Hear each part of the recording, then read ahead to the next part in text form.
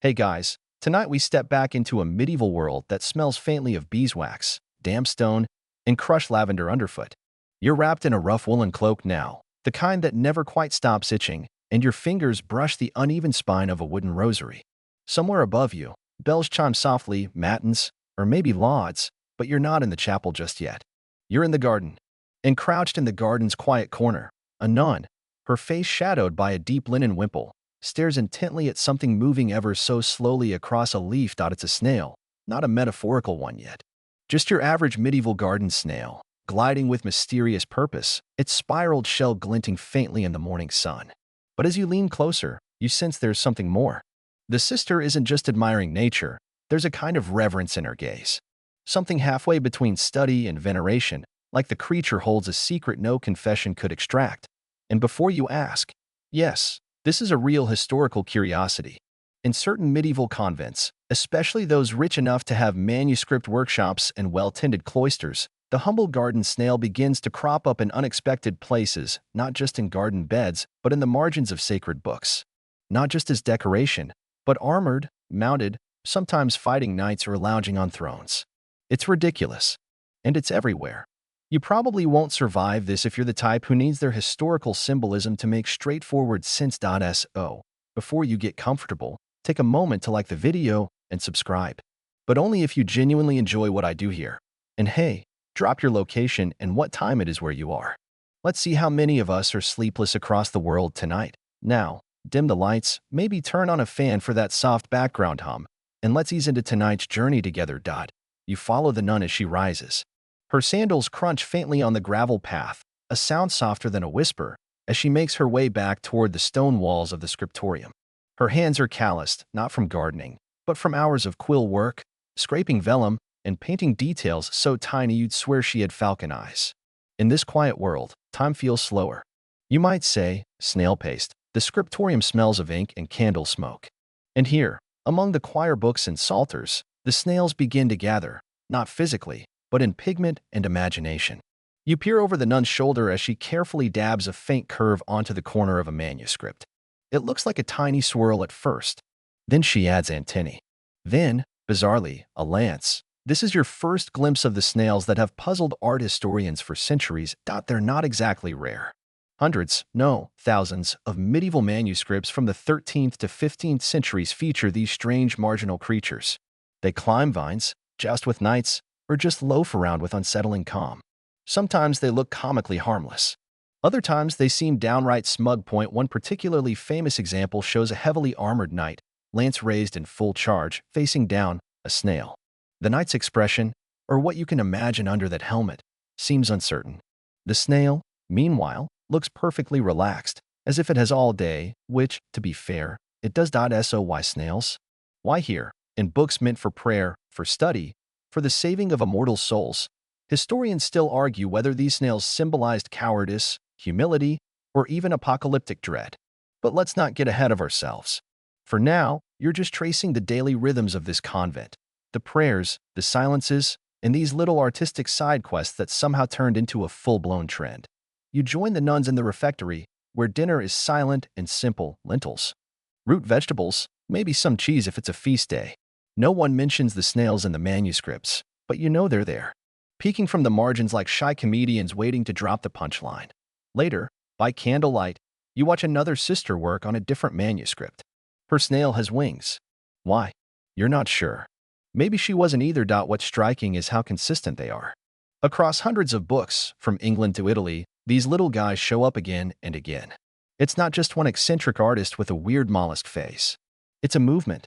A meme before memes existed, but we're still in the early hours of the night, and your mind is only just adjusting to this medieval pace. You're starting to notice things: the texture of parchment under your fingers, the way beeswax softens the glow of the candle, the fact that the snails never seem to lose a fight. Odd, right? One friar once joked that snails are like sin. They look slow, but before you know it, they've crept into every corner. Is that why they're here? As warnings, maybe. Or maybe it's simpler. Maybe the sisters just liked snails. Maybe in a world of rigid hierarchies, the snail was a quiet rebellion.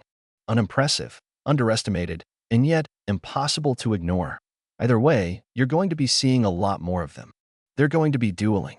praying, wearing hats. But for now, you close your eyes and imagine that first garden again. The cool earth beneath your knees, a rustle of wind through lavender, and the slow, deliberate glide of a snail moving toward mystery. You're awake again, or more accurately, drifting in that delicious twilight state between sleep and awareness. The convent garden is gone now, but you haven't gone far. You're inside the warm stone walls of the scriptorium, seated beside a nun who smells faintly of ink, rosemary, and old paper. Her fingers are stained deep indigo, and the way she handles her quill, you'd think it was a wand. The manuscript in front of her is enormous, nearly the size of a modern computer monitor, bound in calfskin and glowing faintly with gold leaf. This is not a personal diary or a casual sketchpad. This is a psalter, a book of sacred psalms, copied and decorated with excruciating care.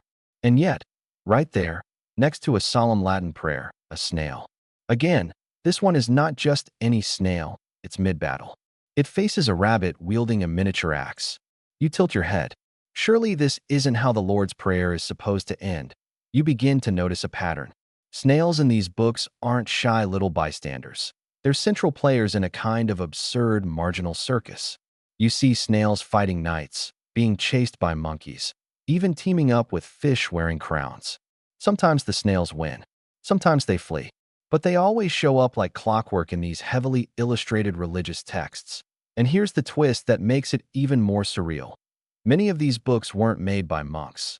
They were made by nuns.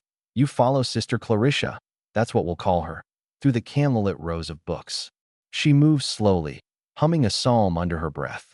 Her job is to decorate the margins of completed texts. And today's theme? Apparently, God's grace and garden pests. Scholars have long debated whether these marginal images were planned or if the artists just sort of went for it. Historians still argue whether these drawings were spiritual metaphors, inside jokes, or something closer to medieval memes. You watch her select a brush, no wider than a sewing needle, and dab red pigment onto a snail's spiral shell. Next, she adds a gilded glint to the creature's eye. Yes, the snail has an eye. No, it's not explained. Suddenly, a whisper from another scribe. That one's you, she teases. The two nuns giggle like schoolgirls. Clarissa shakes her head, but she smiles that you're starting to get it. In a life full of silence, rules, and obedience, these weird little drawings were a safe way to break the monotony. To inject just a drop of absurdity into a book otherwise full of divine law and eternal judgment. Imagine your day starts with sunrise prayers, continues with 8 hours of copying texts, and ends with silence at dinner. Wouldn't you be tempted to slip a snail in the corner of a psalm too? There's one marginal drawing that stands out tonight. A knight, comically oversized for the page, charges with full determination at a snail wearing a small crown. The knight's steed looks startled, and the snail looks unconcerned. You want to laugh, but there's something unsettling about it too. Some think these drawings symbolize the futility of war. Others argue they mocked pride. No matter how strong the knight, he's no match for the inevitable crawl of time. The snail always wins in the end. You flip to another page. This time, a nun is kneeling in prayer beside a snail as large as a sheep. Its shell gleams with spiraled perfection. Around them, vines and flowers curl through the margins, forming a quiet frame of intimacy that's not just satire. There's admiration here, maybe even affection. Later that evening, you sneak into the convent's herb garden. The real snails are everywhere, on basil leaves, nestled under cabbages, gliding across stones. You kneel down to get a better look. One stares back at you with blank antennae, as if daring you to explain yourself. You feel a strange kinship with it. Both of you are intruders here. Both of you a little too slow to belong. You lie back on the grass, breathing in the night air. The convent bells chime again. None of the nuns stir. They're all asleep in their cells, dreaming of saints, perhaps, or more likely snails and bishops' hats. The candle flickers low in the scriptorium window. The manuscript is left open, the ink drying just beside a tiny painted warrior mollusk that you're not asleep yet. But your thoughts are drifting, coiling, spiraling like the snail's shell itself. You wake to the gentle scrape of quill on parchment, a soft, rhythmic sound, almost like the brush of leaves in a breeze. You're back in the scriptorium, but it's later now, the air cooler, the candlelight warmer. You lean forward, your chin resting on your arms, and your eyes adjust just in time to watch a tiny armored snail come to life on the edge of a page. This one is bold. A full helmet, riveted with gold leaf. A shield, painted with a crooked family crest. A lance almost too large for its size. You blink once, then again. Surely this was a joke. But the nun drawing it isn't laughing. She's working with the care of someone illustrating the martyrdom of a saint. This, you realize, is where it gets weird. Because the armored snail wasn't just a one-off gag. It's a recurring figure. Again and again in manuscripts across Europe, from northern France to southern England, you see this image, a knight in battle stance, facing a single, slow, serene snail. No one ever seems to win. It's like a loop, two opponents frozen mid-charge. Forever caught in a duel that neither one asked for. You feel like you've wandered into a medieval Monty Python skit, if it had been painted painstakingly in lapis lazuli and vermilion. But here's the kicker. This image is found not just in religious texts but in serious legal documents, books of hours, and even coronation manuscripts. It's not confined to a single abbey or artist. This thing spread. Why? Historians still argue whether the armored snail was a satire of feudal nobility, a jab at cowardice, or a symbol of death's inevitability.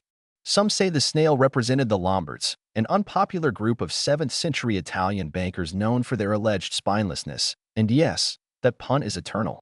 Others think the image was a metaphor for sin, slow to notice, slow to repent, but ultimately, armored and hard to kill. But maybe it's simpler. Maybe people just found the idea of a snail fighting a knight kind of hilarious.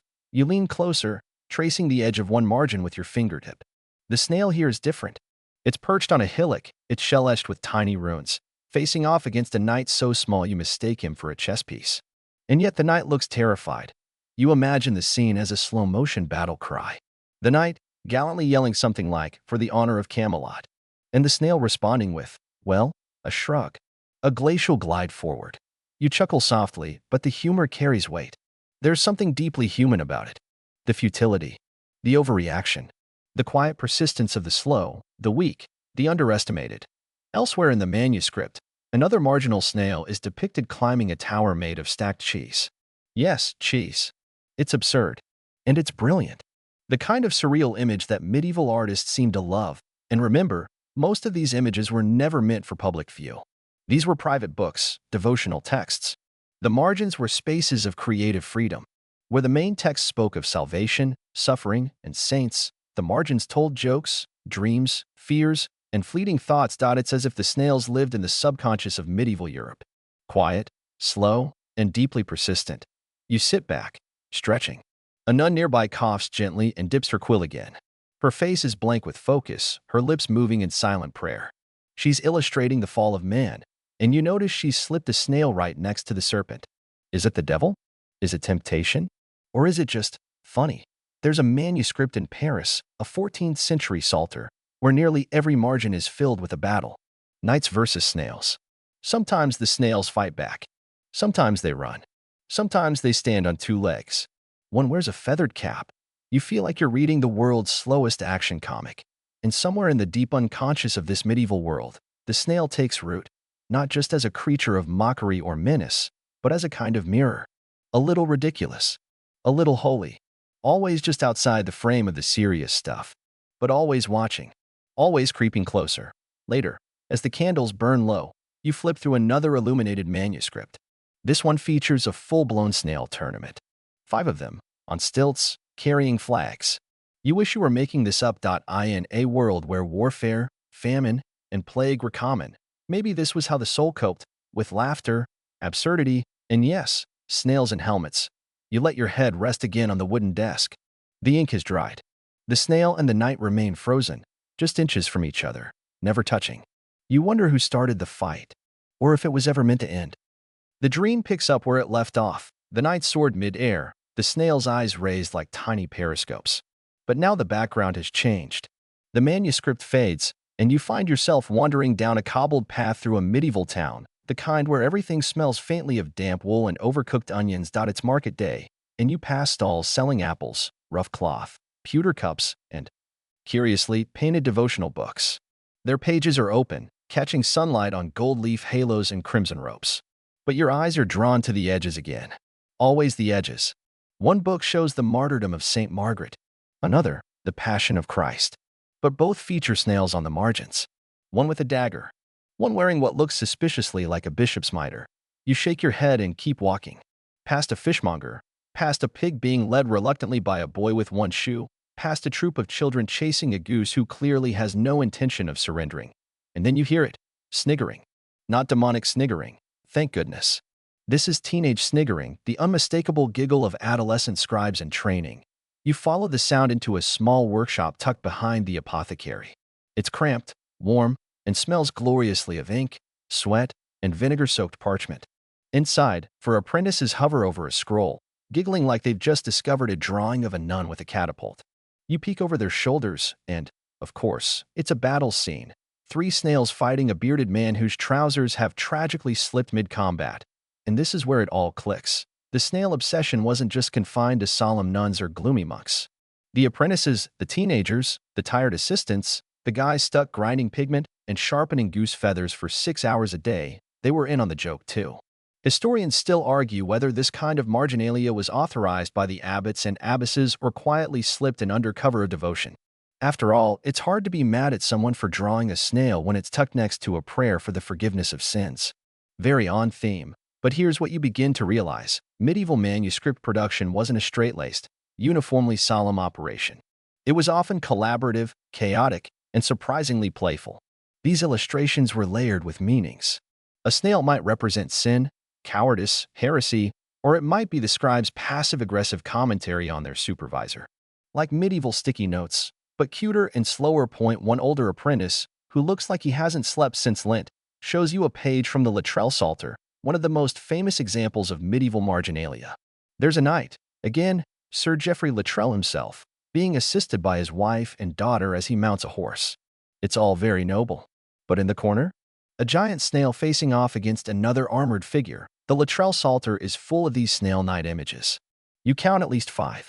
Some scholars believe the snails represent the inevitability of aging, facing your slow demise, no matter your status or bravery. Others argue that Sir Geoffrey commissioned them as inside jokes, little nudges at the pomp of knightly life. Still others say, no one really knows. Maybe Sir Geoffrey just thought they were funny. You smile as you look around. On the wall is a practice parchment where apprentices have drawn trial alphabets, feathered serifs, and inevitably a snail. This one has 8 legs and a grin that belongs in a modern comic strip. What you're witnessing here is a kind of medieval meme factory. A joke that started somewhere, maybe in a sleepy monastery, maybe during a particularly boring sermon, and then spread through generations of illustrators who copied, twisted, and added to it. Each snail carrying not just its shell, but the giggle of the last person who drew it. There's even a term for these strange, marginal creatures, drolleries. Little nonsensical beings that often serve no clear purpose, and yet decorate the pages of sacred texts. Some drolleries are fish with bird feet. Others are men with flower heads. And then, of course, the snails. What makes the snail stand out is its recurrence. It's not just weird, it's persistent. Like the creature itself, you watch the apprentices pack up for the day, rubbing their eyes, wiping ink from their noses. They leave the workshop in a small herd, chatting about who got the best assignment tomorrow, illuminating the Book of Ruth, or cleaning pigeon droppings off the roof tiles. You linger, looking again at the snail drawings they've left behind. One has been doodled in the corner of a work schedule, another on the back of a failed genealogy chart. They're everywhere. The town bells ring again. You feel yourself pulled onward, past the market, down a narrow alley, into a small chapel lit only by colored glass. You sit at the back. A priest is delivering a slow, sonorous sermon on humility and the dangers of pride. You smile, because somewhere, probably in the margin of his own copy of this sermon, a scribe is drawing a snail wearing a tiny golden crown. The sermon has ended, and the chapel is empty now, save for the echoes of wooden pews creaking and the distant toll of the vesper bell. You sit for a moment, letting the stained glass colors fall across your lap like soft silk. Outside, the medieval town exhales. Blacksmiths douse their forges, butchers sweep up bones, and distant laughter trickles down the cobbled lanes. You slip back into the world of the scriptorium once more, but this time, you find yourself in an abbey far to the north.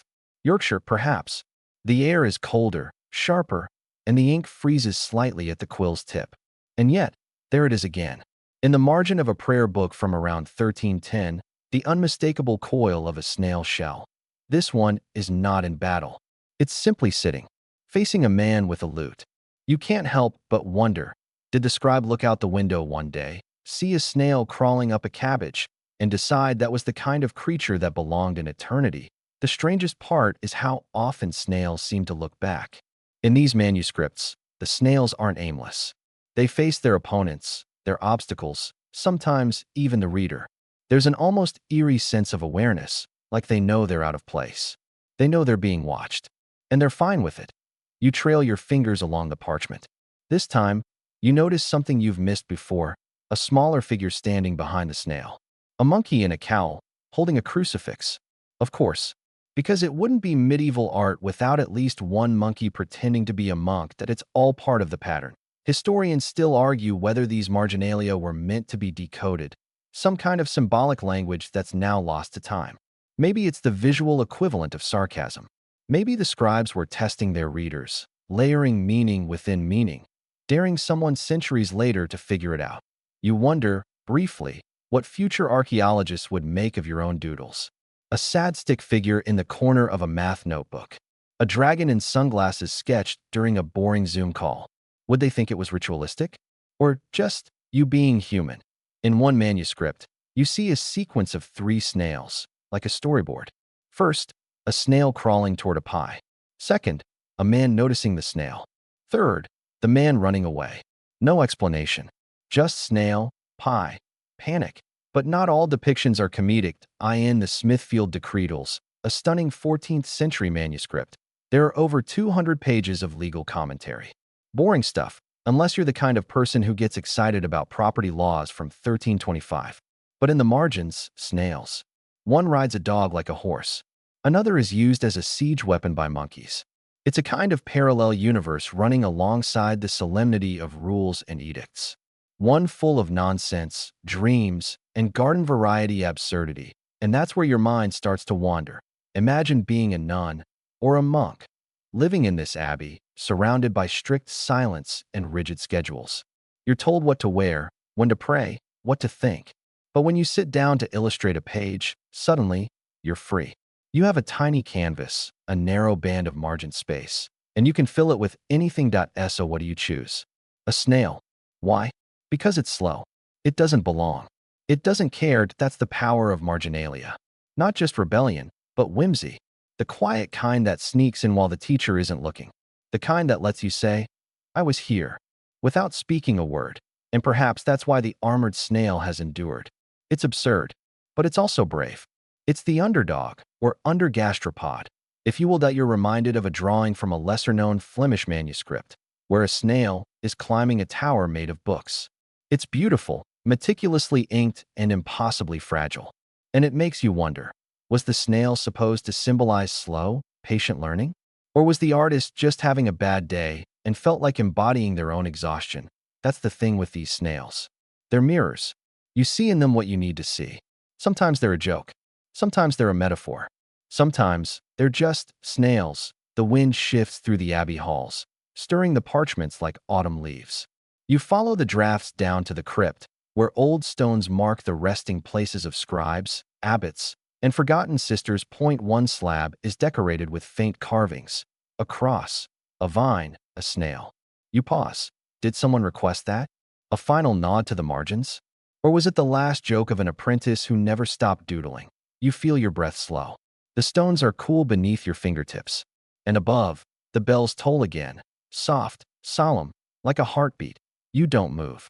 Because suddenly, you feel exactly like the snails in the margins. Unlikely. Overlooked. But still there. Your eyes blink slowly in the half-dark of the abbey crypt. The walls press in with quiet stories, each stone a whispered secret, each carved cross another forgotten name. You push open the heavy oak door and step back into the fresh air, the scent of cold moss and distant bread ovens drifting in. And that's when you finally meet her. She's sitting on a stone bench outside the cloister garden, quill in hand, parchment on her lap. Her habit is clean, her fingers ink-stained. She looks up, not startled, just amused, like she's been waiting for you. This is Sister Agnes. Or maybe Sister Edith. Historians still argue about which nun is responsible for the illuminated manuscript discovered at a remote priory in Lincolnshire. But no matter what name she answered to in life, she's the one you've come to see. You walk over, quietly, and peek at her page. There it is again, a knight kneeling before a snail. Except this one's different. The knight isn't angry. He's not fighting. He's offering the snail a flower. And the snail? It's wearing a tiny crown of violets. Sister Agnes catches your expression and smiles. You think we were all serious, she says without moving her lips. But have you ever tried spending 14 years copying the Psalms? Fair point. She goes back to drawing, the quiet scratch of her quill the only sound for a moment. You notice that her snail's shell has been decorated with spiraling stars. A detail just for her. Or maybe for someone reading centuries later, like you.'s own Now You Know. The snail wasn't just a joke or a metaphor. For many medieval nuns, it was also a kind of coded rebellion. A whisper in the margins.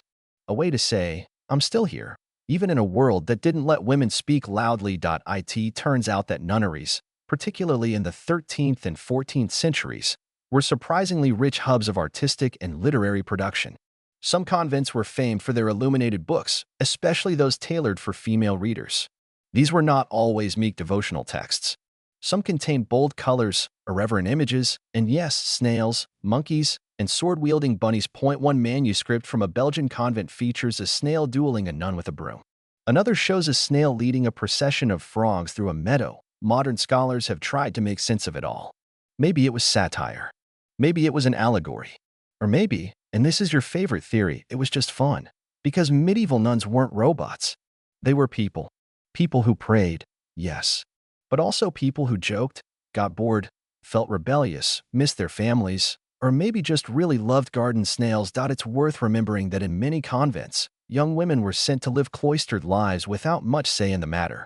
So the margins of their books became escape hatches, small, joyful pockets of absurdity in an otherwise tightly ruled world. Sister Agnes, or Edith, dabs the tip of her quill and turns the page. You watch as she begins another snail, this one holding a shield shaped like a scallop shell. She pauses, looks at you again. Are you still thinking too hard about it? You laugh quietly. Yeah, a little. She nods. We all did. And just like that, she's gone. The bench is empty. The page flutters in the wind, but there's no sign of her. Only the garden, lush with violets, rosemary, and snails, remains. You begin to walk again, the stone path crunching underfoot. Beyond the cloister, you come to a gallery, its wooden beams groaning overhead. Illuminated pages hang from pegs, drying in the cool air. You study them. So many snails. But here's a new twist. Some of these snail images are being copied. Repeated exactly, over and over again across different books. The same snail stance. The same knight pose. You recognize the repetition. It's the medieval version of a meme going viral. Historians still debate whether this points to an official snail template that scribes were instructed to copy, or if it just reflects a shared scriptorium culture. A kind of visual inside joke passed like a secret handshake. Either way, it confirms one thing. These nuns and monks weren't isolated weirdos. They were part of a massive, continent-wide joke network. Like Reddit, but with fewer trolls and more religious guilt. And it wasn't just snails anymore. You notice other recurring themes. Marginal monkeys, of course, sometimes robbing churches, sometimes blessing pigs. There are also hybrid beasts with human heads and bird bodies, rabbits jousting on squirrels, and one incredibly buff nun lifting a donkey over her head. Were these purely decorative? Maybe. But there's also an emotional honesty to them. As if the artists weren't allowed to say how they felt in the text, so they let it leak out in the margins instead. You keep walking, the pages swaying gently. The gallery leads to another chamber, and in the center is a table where a manuscript lies open. Not an old one this time, but a facsimile. A modern recreation. It's the work of a scholar who spent 10 years redrawing every snail in the decretals, compiling them into a single volume. You flip through slowly. Snail. Knight. Snail. Monk. Snail. Woman with a frying pan chasing the snail off a bridge. It's absurd. It's delightful. It's perfect. You realize, as you close the book, that you've begun to understand. The snails aren't there to be solved. They're there to be felt. In a world where so much meaning was controlled, the margins were the one place where the artists could play. And they chose snails. Because why not? You're still standing over that facsimile, the last page slowly falling shut like a curtain after a strange but brilliant play. Your fingers linger on the cover. Something about it feels like closure, but not quite. You know, deep down, there are still snails you haven't seen. Margins you haven't wandered. Questions no one has answered. So you move again, feet padding quietly down another stone corridor. This one opens into a long hall lined with desks, where light from high windows cuts across layers of dust. It's a university now, or at least, the medieval version of one. Parchments stacked high. Scrolls bundled with twine. Students muttering in Latin, dreaming in French, doodling in the margins of their logic treatises. And yes, they're two snails. This time, though, they're different. The snail is climbing the side of a castle tower. A scholar peeks out from the top, clearly panicking. Inside the tower, a monk is holding up a cross like he's warding off a demon. The whole thing reads like a cartoon storyboard, frozen in vellum. You sit beside one of the students, pretending you're just another overworked academic with a fondness for snacks and existential dread. The student doesn't notice you too deep in thought. He draws a line under a passage, then adds a tiny sketch beside it. A snail, of course, wearing what looks suspiciously like a professor's cap. You smile. You're starting to get the joke. Historians still argue whether these university marginalia served a pedagogical purpose, like mnemonic devices, or if they were purely for entertainment. One thing's for sure, the snails in scholarly texts take on a slightly sharper tone. They're not just whimsical anymore. They're satirical. You flip through one codex and find a snail chasing a man holding a stack of books, as if to say, knowledge is heavy and you are slow. In another, a snail is curled up asleep on top of a globe. That one hits a little too hard. And then, a particularly odd image, one that scholars still debate fiercely. A snail whispering into the ear of a skeleton. It's not a joke anymore. It feels like a memento mori, a reminder that time, like snails, creeps up on you. You step away from the student desk and into the library's back stacks, if such things existed in the 14th century, which, apparently, they kind of did. Wooden shelves packed with bound volumes, guarded by chains. You run your hand along the spines. A few bindings are cracked. Some have initials. One has teeth marks. You don't ask questions. Here, in this quiet labyrinth, the snail takes on a darker tone. One manuscript features a man trying to eat a snail, only for the snail to swallow him whole. Another shows a knight preparing to boil a snail in a pot, only for the snail to escape, sword in hand, from the steam. Are these metaphors? Punishments? Or just weird fever dreams from too much mead and not enough sunlight? It's hard to say. But one thing is clear. The snail is evolving. You start to notice patterns. Snails begin to take on human traits, emotions, ambitions, grudges. In one text, a snail is holding a scroll that reads, in shaky Latin, "I am not afraid." In another, a snail appears to be giving a sermon to a congregation of mice. The absurdity is starting to loop back into something profound. You sit down at a reading bench. Light pools around you like golden syrup. And you realize, these aren't just jokes anymore. They're expressions of something deeper, something like protest, or resilience, or maybe just hope. Think about it. The snail is small, ridiculous, vulnerable.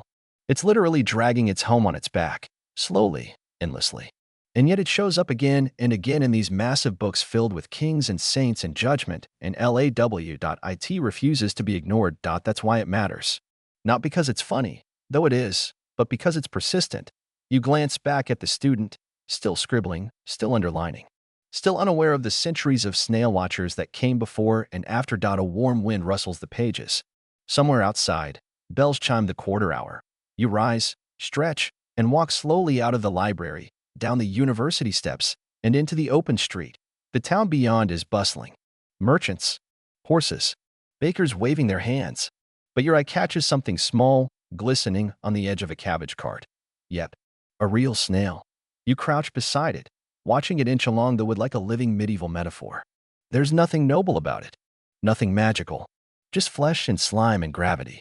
But still, it keeps moving forward, and just for a moment, you imagine it with a lance and helmet, charging towards some unseen foe. And suddenly, you want to cheer it on, because maybe that's what we all are, in the end. Snails in a world that doesn't wait. Your hand lingers in the air above that humble, real-life cabbage cart snail, as if expecting it to tip a tiny helmet at you and gallop off into battle. But of course, it just glides slowly along, antennae twitching, unaware of the epic symbolic weight you've just layered onto its slime trail. You step back into the past. Well, the kind of past stitched together by cathedral builders, scriptorium dwellers, and those old musty manuscripts that still smell faintly of candle wax and goat skin. You're in France now, deep in the Rhone Valley, standing before one of the most notorious collections of snail imagery ever compiled, the Smithfield Decretals. Oh yes, we're going full scholarly now.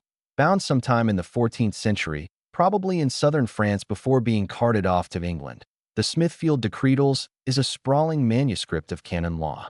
Yes, law? Very serious. Very dry.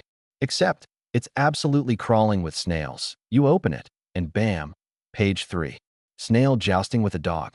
Page 5. A woman fleeing in terror from a snail holding a lute. Page 9. A man on a toilet, reading a scroll, while a snail peers over the edge of the page like some ecclesiastical peeping Tom. That it's a lot. And here's the twist. These images aren't in the main text. They're tucked in the margins, those blank spaces that everyone assumed would stay blank. But the scribes didn't get that memo. Or maybe they did, and promptly ignored it. See, scholars believe that the Marginalia in the Decretals wasn't done by the main team of scribes, but rather added later by an illuminator who clearly needed a creative outlet. And boy, did he take advantage of it. There are over 270 marginal images in that manuscript. Many of them involve snails, often paired with knights, sometimes animals, occasionally even saints. And the images have no obvious connection to the legal text they border. Imagine writing a government memo and someone doodles a banana riding a Segway in the corner. That's the vibe. Historians still argue whether these snail-drenched margins were intended to parody the lofty tone of canon law, or whether they served some more nuanced symbolic role. Was the snail mocking the church's glacial bureaucracy? Was it warning scribes not to take themselves too seriously? Or was it simply the medieval version of doodling in the margins during a boring Zoom call? One theory suggests these snails may have represented the heretical Cathars, who were seen as cowardly and evasive by Catholic officials. But that symbolism has never been definitively proven. Another scholar suggests that, as readers of the Decretals were mostly clerics, the snails may have embodied temptation or spiritual sluggishness. Either way, it's not nothing. You flip to one especially famous folio. A knight kneels before a snail, not to fight, but as if receiving a blessing. It's almost reverent. A weird little devotional moment between a man and a mollusk. You can't help but wonder what the monk copying this page thought. Did he chuckle quietly to himself? Did he roll his eyes and get back to business? Or did he have a secret snail agenda all his own? You walk onward through the dusty corridors of this imagined French scriptorium, the sounds of scraping quills and occasional laughter echoing softly behind you. A young illuminator leans over his workbench, head bent low, cheeks smudged with pigment. He's painting a scene of a snail serenading a chicken. His supervisor walks by, glances at the image, and keeps walking, and you realize no one stopped him. That's the real mystery in a time when deviations from religious doctrine could get you publicly roasted. Sometimes literally. How did the snail persist? Some argue it's because the margins were considered safe zones. As long as the main text stayed pure, you could get away with almost anything along the edges. Others point to the cultural attitude of the time. Medieval people were more visually playful than we tend to give them credit for. They believed in demons and saints, yes, but they also believed in humor. Even sacred books had room for levity. In one moment, you're reading a deadly serious argument about ecclesiastical justice. And in the next, your eyes drift to the bottom of the page, where a cat is conducting a mouse orchestra beside a snail holding a baton. This was the tension of the medieval world: deep devotion, tightly controlled systems of power, and, lurking just outside the frame, absurdity. It wasn't accidental. It was balance. You leave the Decretals behind and step into the town square, which is transformed into a kind of living manuscript page. Townsfolk walk by dressed as Marginalia characters. A boy with a cardboard snail shell chases a knight in a paper helmet. Someone hands you a pamphlet advertising a festival of the margins, complete with puppet shows, illuminated snail cookies, and lectures on the emotional depth of drolleries. And suddenly, it clicks. These images have survived not because they were easy to understand, but because they weren't. The ambiguity is what keeps them alive. Each generation reinterprets the snail. Is it cowardice? Is it stubbornness? Is it divine patience in a sticky world? Historians can't decide. Artists won't stop drawing it. And here you are, standing in the middle of a medieval town square that exists mostly in your head, Watching a papier-mâché snail joust with a dragon made of bedsheets, it's absurd. It's beautiful that it's perfect. The square starts to fade around you, like paper curling in candlelight.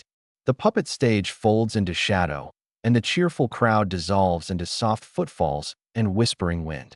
You blink, and you're back inside, somewhere quieter, older, and darker. This time, you're in an abbey. One of those cold, stone-laced places where echoes take their time and dust moves like smoke. You walk past rows of thick pillars and weathered pews. There's a presence here, not spooky, exactly, but weighty. Like every inch of stone remembers a prayer someone whispered hundreds of years ago. You pause by a wooden door half hanging off its hinges and slip into a cramped workroom where the air is dense with ink and beeswax.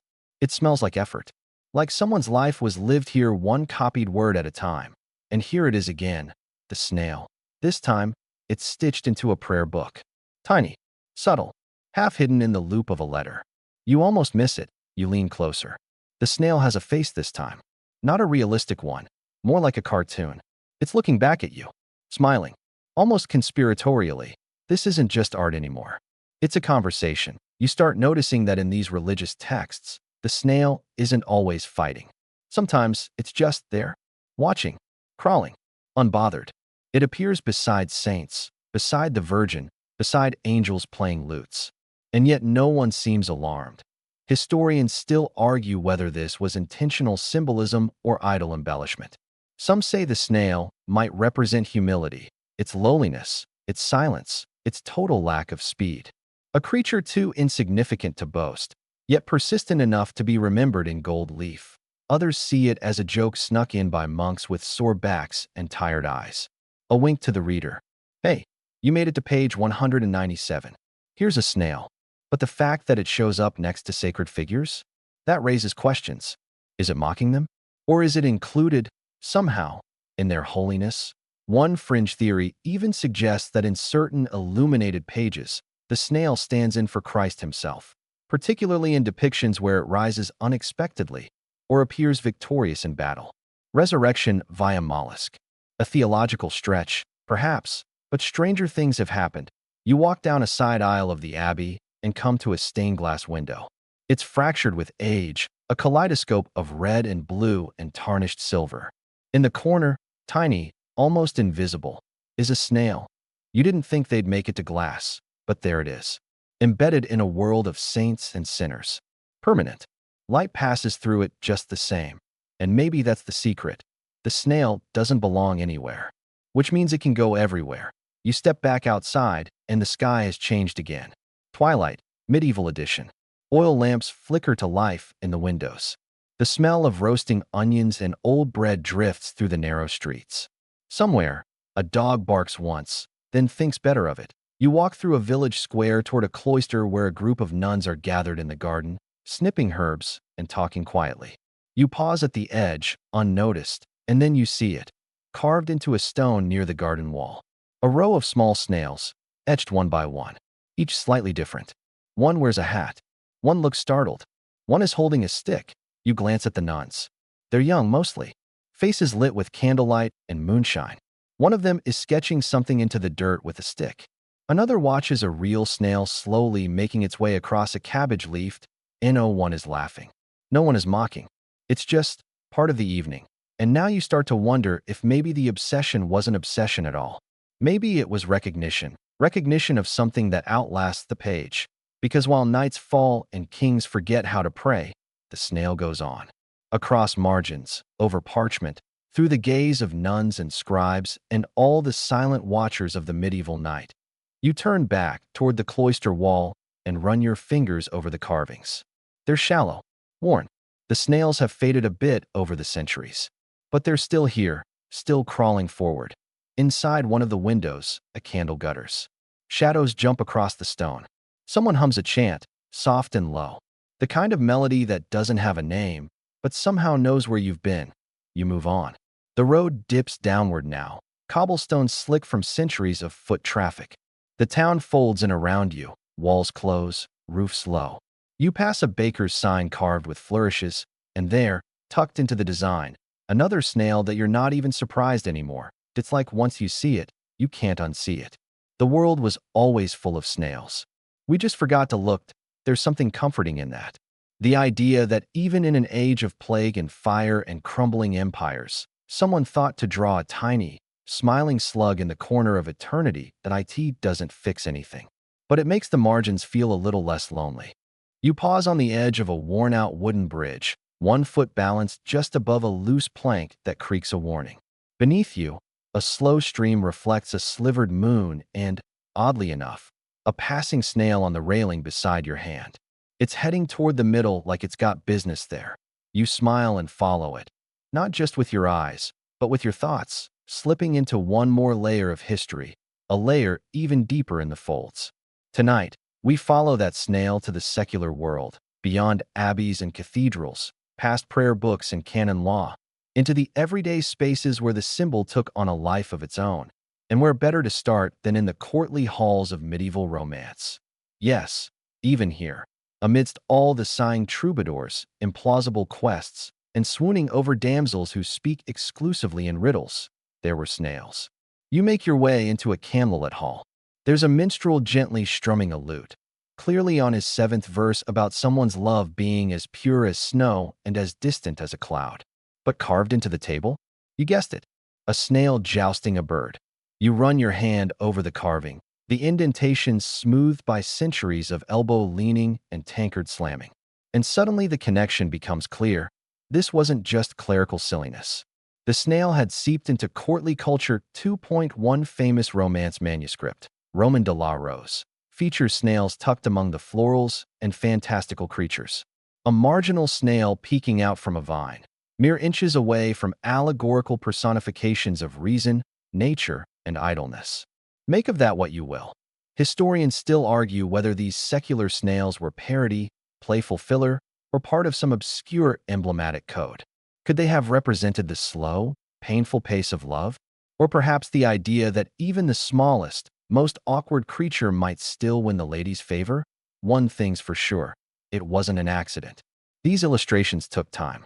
Precision.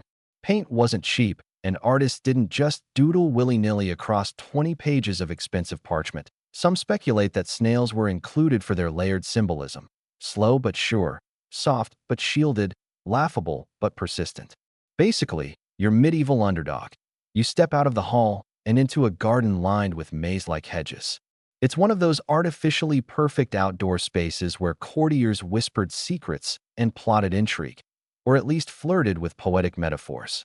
You follow the path to a sundial, and there on its base, faint but unmistakable, is a carving of a knight falling off his horse as a snail watches. Unbothered, you chuckle. Because who hasn't felt like that knight at least once? Maybe that's what people liked about the snail. It offered the illusion of control. You could beat it, laugh at it, carry its image in your pocket. But it always came back, slow and sticky and somehow wiser. You move through a marketplace now, bustling, chaotic, medieval, but familiar. There's noise and chickens and too many smells for comfort. You stop at a cloth merchant's stall, and a bolt of embroidered linen catches your eye. Woven along the border, grapes, flowers, and, you guessed it, a snail in a bonnet, and not just on one. It's a recurring motif in textiles, particularly in Northern Europe during the 14th and 15th centuries. Women's garments, altar cloths, wall hangings, snails snuck into every fold. Quietly decorative. Eccentric, yes, but deliberate. There's a theory that this textile snail wasn't just cute, but talismanic. A gentle, humorous charm to guard against the harshness of life. Like wearing fuzzy socks with skulls on them today. A reminder not to take the apocalypse too seriously. You push deeper into the market, past a potter's wheel and a glassblower's booth, and stop at a small stand selling pilgrim badges. Those little pewter trinkets medieval travelers pinned to their cloaks to mark holy journeys. And right there, next to St. Christopher and the scallop shell of Santiago, is a snail badge that IT seems ridiculous until you look closer. Some scholars believe snail badges were worn ironically, mocking the idea of pilgrimage itself, or perhaps gently poking fun at the journey's hardships. Others propose the snail served as a silent prayer. May I be steady, may I endure, may I arrive. You pick one up, feel the chill of pewter in your palm. It's rough, a little crooked, handmade, probably cast in a traveler's mold and sold on the cheap. But it has presence. There's something powerful in the idea that someone, centuries ago, trudging across blistered roads with sore feet and questionable hygiene, would choose this. A snail, not a sword, not a cross, but the most mocked creature in the margins. That feels brave. You leave the marketplace with the snail badge in your hand and step onto a dirt road winding into the hills. The sun is setting now, that burnished orange that medieval artists always got slightly wrong. Shadows stretch out like spilled ink. Everything slows, and still, the snail is with you. Not just drawn or carved or cast, but remembered, across villages and manuscripts and whispered songs, it slid forward. Outlasting fashions, outliving jokes. From sacred texts to flirtatious tapestries, it crawled its way into the cultural bloodstream. Not because it demanded to be noticed, but because it couldn't be ignored. The road tightens now, narrowing to a footpath framed by swaying wheat and nettles that reach out like sleepy arms. You push forward, stepping around a crooked scarecrow who looks just about as startled as you feel. Off in the distance, a bell tolls from some unseen tower. Maybe Vespers, maybe curfew, or maybe just a medieval farmer who's realized it's snail o'clock. You glance down. There it is again, crawling along a stone just inches from your boot, antennae swaying, slow as ever. You're starting to think this one's been following you. But tonight's trail leads to darker ground. Because while snails in courtly embroidery or sacred books are whimsical, even endearing, their appearance in apocalyptic literature is not. Welcome to the terrifyingly illustrated world of medieval end times. Fire, plague, rain of frogs, horns blowing from clouds with entirely too many eyes. And in the margins? Still snails.at first, it feels like a mistake. Did a scribe just doodle a garden pest in the middle of the final reckoning? But no, look closer. In one manuscript, a snail slithers alongside a crumbling tower. In another, it coils at the edge of a battlefield littered with demons and shattered halos. And here's the kicker. The snails aren't the ones panicking. They appear calm, stoic, sometimes almost smug. Historians still argue whether this was a quiet mockery or a subtle philosophical point. Was the snail a symbol of survival, of nature's indifference? While men screamed and the skies bled fire, the snail just kept going. And really, can you blame it? Apocalypse or not, its job was always the same. Keep crawling, keep sliming, try not to dry out in the sun. You step into the scriptorium of an especially doomsday-obsessed monastery. A monk with deeply furrowed brows is hunched over a parchment, painting the whore of Babylon astride a beast with 7 heads. And there, curled up near one hoof, is our old friend a marginal snail. Unimpressed, underfoot, but unbothered. You picture the monk's face as he added it. Was he grinning? Was it an afterthought?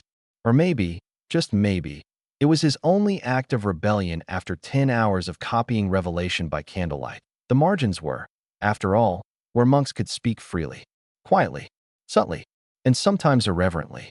In a world where defiance could get you excommunicated, or worse, a snail with a smug expression could say what you never dared. You walk to the end of the room where a chest sits open, filled with fragments of worn manuscripts. Some charred, some waterlogged. But even among the ruins, you spot the spiral of a shell, scratched faintly in the corner of a page.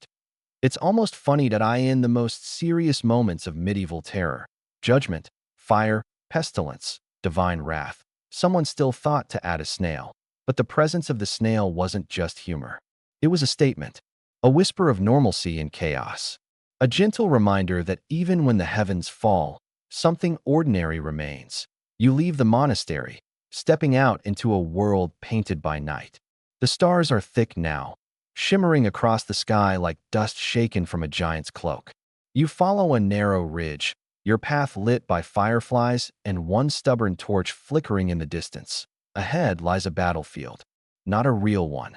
Thankfully, just the memory of one. You walk past abandoned armor, half buried in moss and time. A sword stuck point first into the earth, like someone meant to return. And on the blade's hilt, engraved so faintly you almost miss it, is, you already know, a snail. This one's different, though that it's armored. Spiked. Its face contorted into a cartoon snarl. This is the warrior snail. The joke taken too far. Or maybe just far enough. Some scholars believe these snail warriors were not mere comedy, but pointed satire, an inversion of chivalry itself. The noble knight, so weighed down by pride and steel, undone by the least threatening creature imaginable, you pause by a fallen shield. A painted coat of arms, a lion rampant, a sword, a snail. Probably not an official heraldic animal, but you never know. Heraldry did have its stranger moments. See, 3 golden toads rampant. That was a real one. The image of the warrior snail became strangely popular in certain manuscripts, particularly those with political themes, satirical texts, social commentaries. Sometimes the snail faced off against a real knight. Other times, it wore a tiny crown. Once, you swear, it had wings. These were not just artistic gags. They were coded messages, easily missed by censors, but crystal clear to those who knew how to read between the lines. You keep moving. The wind picks up. There's a chill now, tugging at your sleeves. The battlefield vanishes behind you, swallowed by mist. And suddenly you're standing in front of a wall covered in graffiti, not modern, but medieval, scratched with nails, knives, charcoal, mostly names, prayers, drawings of ships, stars, and, yes, snails. That it's not fine art. It's not grand, but it's real, because when the world feels like it's ending, people still reach for humor, for stubbornness, for something absurd. They carve snails into walls. They sketch them next to demons. They remind themselves, in the quietest way possible, that not everything needs to make sense to be meaningful. You reach the end of the graffiti wall. There's a snail next to a crudely drawn man holding a lute, his eyes looking sideways like he's mid-joke. You imagine the artist, bored, tired, maybe scared. Maybe not. Just someone who felt like the world was too big, too heavy. And so they drew something small, something slow, something ridiculous. And now, centuries later, you're standing here looking at it, smiling in the dark. The path dips now, winding downward into a small village caught somewhere between sleep and memory. You shuffle past shuttered windows and crooked chimneys. A dog barks once, softly, and then thinks better of it. Your footsteps are muffled by damp straw, and the air smells faintly of onions and wood smoke. This is where the ordinary happened, where nobody painted manuscripts or embroidered symbolism into their socks, where the snail, if it showed up, was less metaphor and more dinner. Yes, sorry. Tonight we finally come to the culinary chapter. Snails, or escargots, weren't just whimsical mascots in medieval minds. They were food, especially for peasants, monks, and anyone trying to keep their protein levels up while pretending it was still Lent. You step into a tiny stone kitchen where a pot bubbles gently over a fire. A woman is stirring it with practiced patience. You glance in. Yep, snails. Some herbs. Maybe garlic, maybe hope. The kind of recipe passed down not because it was beloved, but because it was necessary. Snails were one of the few meats allowed during Lent, at least in certain dioceses that were willing to play fast and loose with the definition of meat. The logic? They were technically shelled creatures, like fish. And if fish were okay, maybe snails were too. Loophole cuisine at its finest. Historians still argue whether this was theological hair-splitting or genuine biological categorization. Either way, snail consumption increased significantly during fasting seasons. Some monasteries even kept snail gardens, little edible labyrinths of soft, slimy sustenance. Imagine the excitement. 40 days without bacon. But hey, at least you've got mollusks. You sit on a 3-legged stool, watching a boy pour water into a basin filled with snails. They wriggle slowly, unaware that they're about to be seasoned. One escapes. Nobody notices. But this wasn't just survival food. In some regions, especially in France and parts of Italy, snails became delicacies. Carefully purged, seasoned with vinegar and herbs, they appeared at banquets alongside roast swan and custards shaped like castles. Because why not? There's even evidence that snail farming, heliciculture, if you want the fancy word, was practiced in some estates. Tiny snail ranches where these little creatures were fattened up and sorted by size. One manuscript even features what looks suspiciously like a monk lovingly tucking snails into a basket. It's oddly tender. You rise from the stool and step into a candlelit hall where a feast is underway. Trenchers of food are passed, goblets slosh, and someone is laughing too hard at a joke about turnips. At the far end of the table, a platter of snails gleams in the firelight. You'd expect people to be wrinkling their noses, but no, these nobles are all in. Forks, well, knives, in hand, dipping snails in sauce and popping them like bonbons. A bishop offers one to a young woman, and she blushes, which seems both excessive and oddly period-accurate. In some regions, snails took on mildly aphrodisiac reputations, not because of their taste, but their texture. Or perhaps just because any food that slithers is bound to raise eyebrows. But let's not forget the peasants, who rarely got to romanticize their food. For them, snails were part of what historians call the invisible diet, the things people ate when no one important was watching. Nettles, tree bark, ground beetles, and yes, snails. They boiled them, grilled them, dried them. Some mashed them into pastes. Others skewered them on sticks and roasted them over tiny fires, flicking the ash off the shell before chewing. You follow a child through a backyard where snails are gathered under overturned clay pots. She lifts one and squeals with delight, grabbing three and dropping them into her apron. Her brother rolls his eyes, mutters something about "not again," and returns to digging. You smile. Because that's the other side of snail history. Childhood memory, homegrown resourcefulness, small rituals passed down by necessity, not by art. And then there's the medicinal side. Yes, you heard that right. Snails weren't just dinner.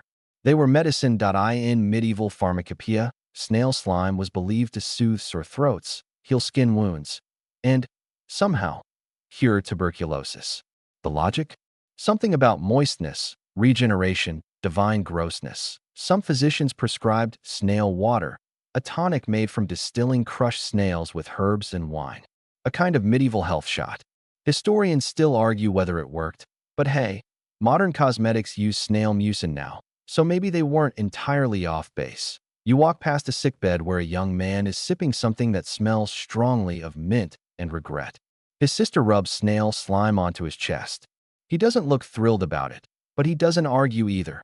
Outside the window, snails cling to the stone wall, indifferent to their symbolic and literal fates. As dawn light begins to creep across the rooftops, you step away from the village, past the kitchens, past the gardens, past the tiny snail pens and steaming cauldrons, back into open fields where dew clings to blades of grass and the earth feels soft under your steps. You find yourself smiling again, because through all this, through art and apocalypse, through tapestries and soup, the snail remains weirdly constant, and not just constant, but adaptable, mocked in one corner, honored in another, eaten here, worshipped there.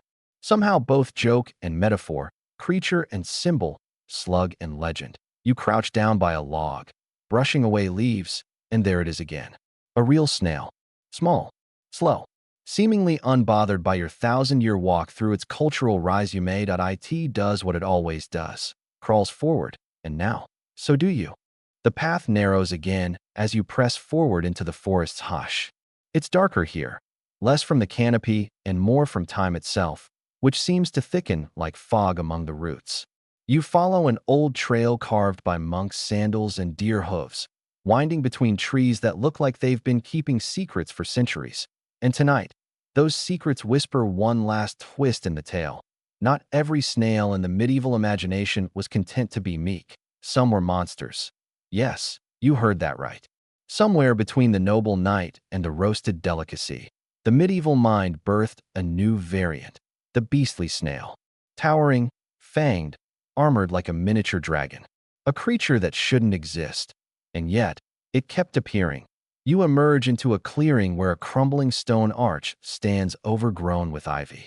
Beneath it lies a bestiary, bound in cracked leather and held together by equal parts thread and stubbornness. You open it carefully. The pages creak. There, among lions, griffins, and basilisks, is an illustration of what can only be described as an absolute unit of a snail. Its shell bristling with spikes, its face contorted into a gleeful snarl, and in one claw, yes, claw, it holds a tiny sword. You were not prepared for this, but here we are. Some scholars suggest these monstrous snails were metaphors for sin or cowardice. Others believe they were comedic exaggerations, a way to poke fun at how terrifyingly serious everything else in the manuscript had become. but historians still argue whether they were meant to scare or simply amuse. The line between monster and mascot is notoriously thin. You trace your finger across the image. The snail is facing off against a knight who looks like he's having second thoughts about his life choices. And honestly, who could blame him? You continue flipping. More monsters. More oddities. In one scene, a snail breathes fire. In another, it's crushing a castle beneath its shell. Exaggeration, obviously, but exaggeration with a purpose. These weren't just doodles. They were commentaries. Symbols of threats that seemed small at first, then suddenly loomed. It's not unlike how we treat our own anxieties, really. Tiny worries that spiral until they're impossible to carry. A slow fear that catches up in the end. You step away from the bestiary and back onto the path, where a crumbling statue rises from the moss. It's worn, nearly faceless, but its form is unmistakable. Another snail. This one's carved with reverence, not fear. A hooded monk kneels beside it, frozen in stone, holding out a palm as if to receive some sacred truth. There are stories, half recorded, half invented, of hermits who saw snails not as pests, but as teachers, creatures of patience, humility, and monastic perseverance. One legend even tells of a saint who preached to snails in the wilderness, convinced they too had souls. The manuscript ends before we find out if they converted, and yet, for every tale of the gentle snail, there's another of its terrifying cousin. A creature from dreams or nightmares, or both. In one marginal sketch, a snail devours a man whole, while another monk, scribbling just below, adds the word Amen. You find yourself wondering about the artists behind these drawings. Were they afraid? Or just bored? Did the monstrous snail emerge because they needed something new, something absurd enough to cut through the daily rhythm of ink and silence? You pause near a pond. Its surface is still, glassy. You catch your reflection, and then another, sliding beside yours. A real snail, slowly making its way along the water's edge, carrying the weight of its world on its back. Not monstrous, not symbolic. Just snail. You watch it for a while. It doesn't breathe fire. It doesn't bear a sword. But somehow, its quiet persistence is more striking than any beast from the bestiary. That's the thing about monsters. Sometimes they're just mirrors or maybe metaphors that got too much sunlight. You remember one peculiar drawing. A knight kneeling before a giant snail, not in battle, but in surrender. His sword laid on the ground, his helmet removed. The snail, towering above him, seems almost benevolent. Or bored. Or both. That it's an image that defies easy interpretation. A joke, surely, but also something deeper. The idea that resistance to the ridiculous is futile. That eventually, even pride must kneel to the absurd. You step back onto the path, the forest beginning to thin. The trees sway gently, whispering a lullaby of leaves. Somewhere, a scribe once wrote a marginal note next to a snail illustration. Even the slowest enemy returns. Was it a warning? A prophecy? Or just the world's driest joke? You can almost hear the chuckle echo through time. The monstrous snail didn't last. Not in the grand sweep of culture. It disappeared quietly, like most things do, outpaced by dragons, eclipsed by devils, replaced by more photogenic terrors. But for a brief, strange moment in history, it had its reign. It loomed large in the corners of illuminated pages. It terrified knights. It challenged saints. It crawled across the subconscious of medieval Europe, reminding everyone that even the smallest creatures can carry the heaviest meanings. You leave the forest now. The trees give way to low hills, where grass sways like whispered prayers, and the moon paints everything in silver. Ahead lies one more stretch of road. One more story still crawling toward the finish. But before you go, you glance back one last time. Toward the woods, toward the statue, toward the monstrous snail that once ruled a kingdom of margins. And you smile, because you made it, and the snail, ridiculous, terrifying, unforgettable, made it too. Bai Geo Ban Di Qua Mot Dai Nui. Cham Riva Du Dan. Kai Mat Trang Chim Suong Thap Han Mot Chut Tren Bao Troy. Ben Dui.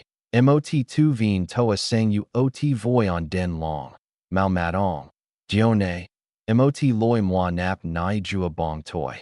Ban Di Suong Vi Phia Du. Doi Ung Fu Suong Tren Ko. Theo duong song qua mot con duong mon de mon quan u the ky qua and hung bon chan im lang va and hung y din nain hang, da va dem ne. Ben trong and hung buck tuong ko kin du. Du gi, du bat ngio dang cho doi ban. Kong phi mot con osis and kong lo kok. Kong phi mot con v, and gek and goak sang choi kok cam jiao. Ma la mot Thursday gi, de yin tin han. Tama han, va tam chi ko the ko hu han. Huok dua oc sun. Vang, ban dok dung roi day. Trong so in hung ju ky lan chua trong kak tro jai tri thoi trong ko.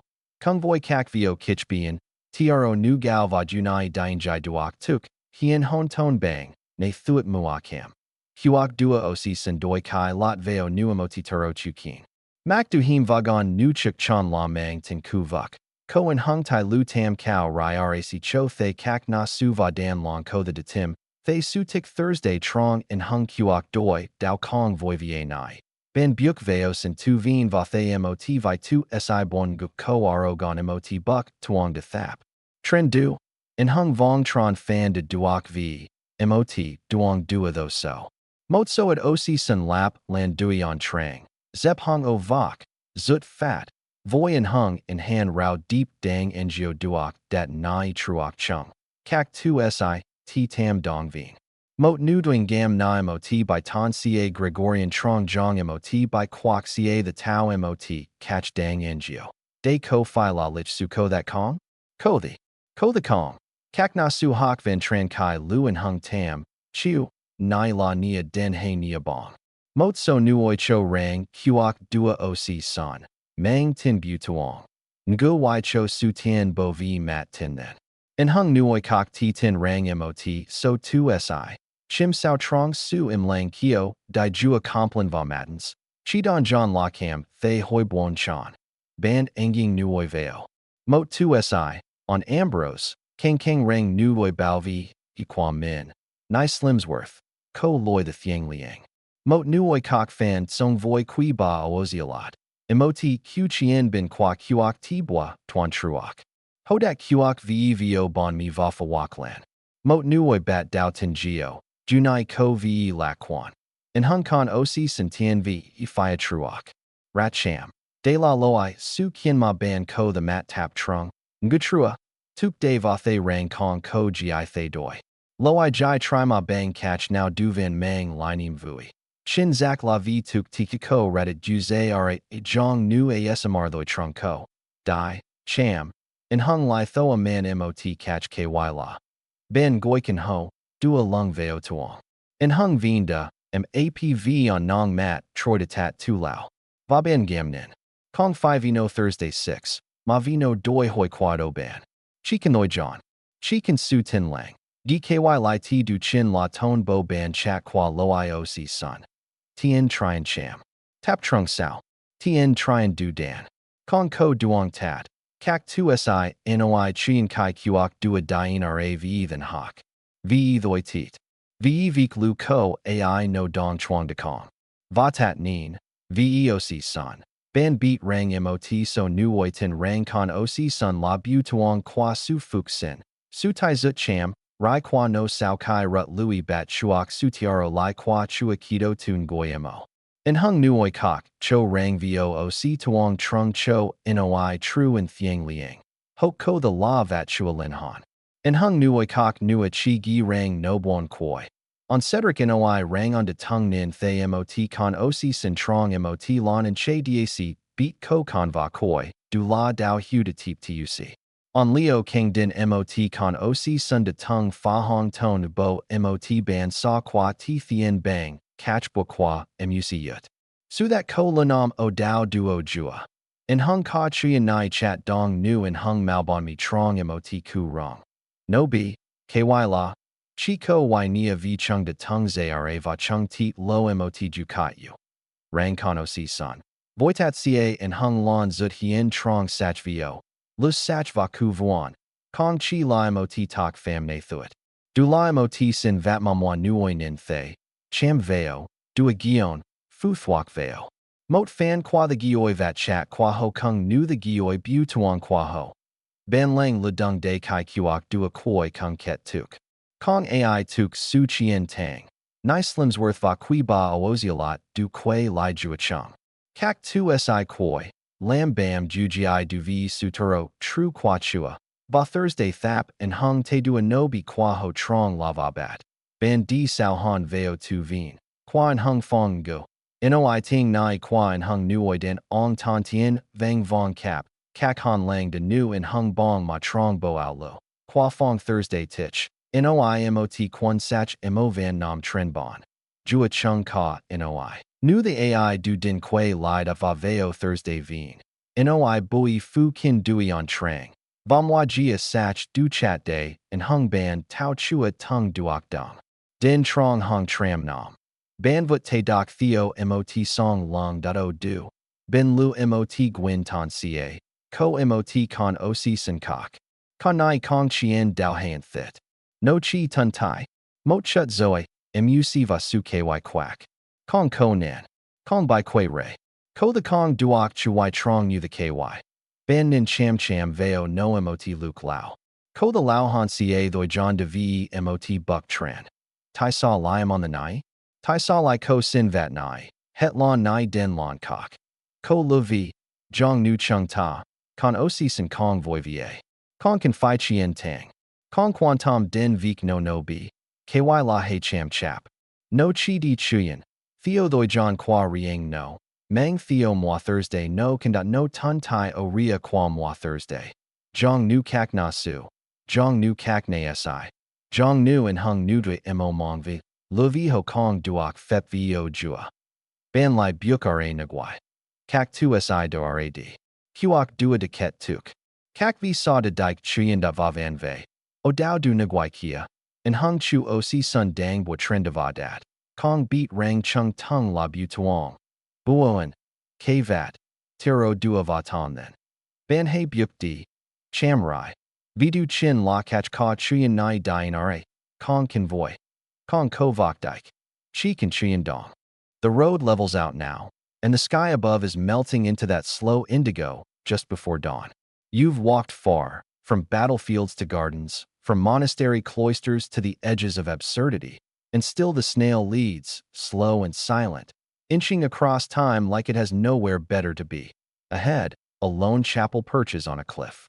It's small, square, and carved straight from the stone, as if someone long ago decided to plant faith in the hardest possible place. You approach carefully, the sea breathing below, each wave an exhale of the deep. Inside, there's no grand altar. Just a single wooden bench, a candle flickering in a draught, and, yes, another drawing. Scratched onto the stone wall with the carelessness of long-past boredom. Another snail.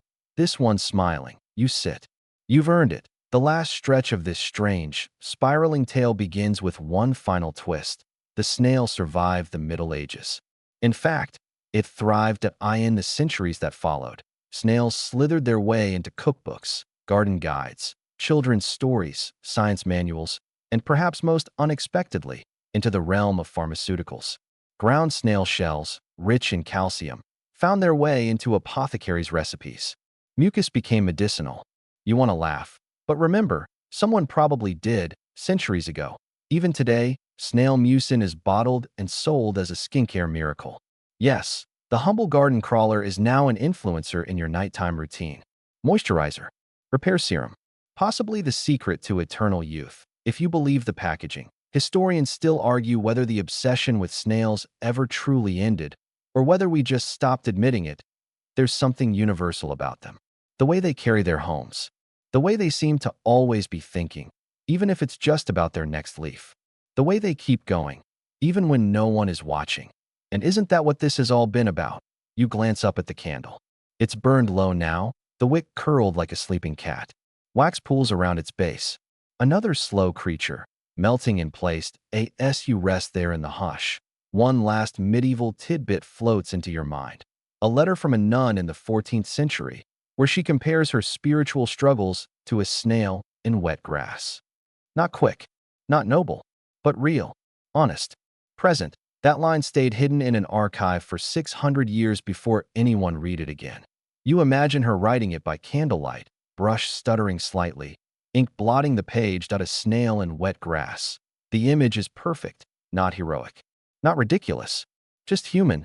She wasn't alone. So many of those scribes, those artists, those tired monks, they weren't just being strange. They were reaching, trying to make sense of a world too big, too brutal, too slow.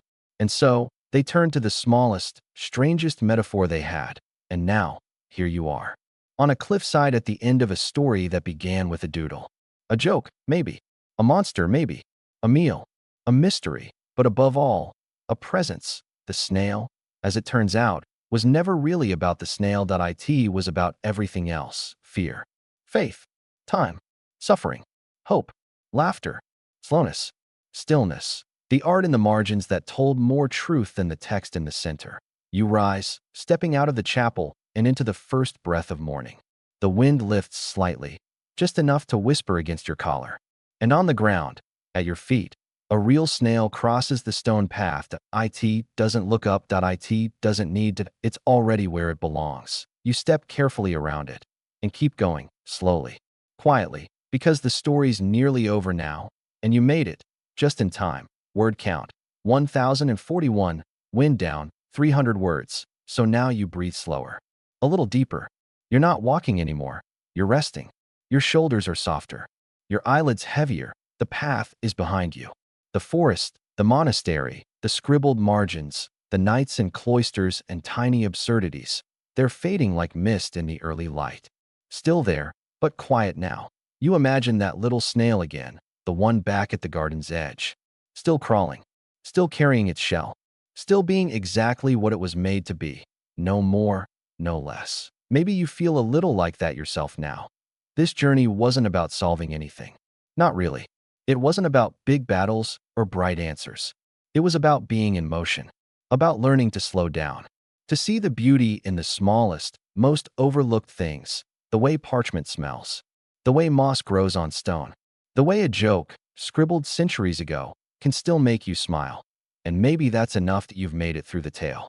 Through tangled symbolism and ridiculous monsters and quiet metaphors wrapped in shells. Yes, oh, now you let go of the thoughts. Let them slide gently off your back like rain off a leaf. Sink into the quiet. Let your breath carry you. Let your mind drift. And if you dream of a snail tonight, don't be surprised that it's just your imagination catching up, slowly, gently, like always. End of script. Sweet dreams.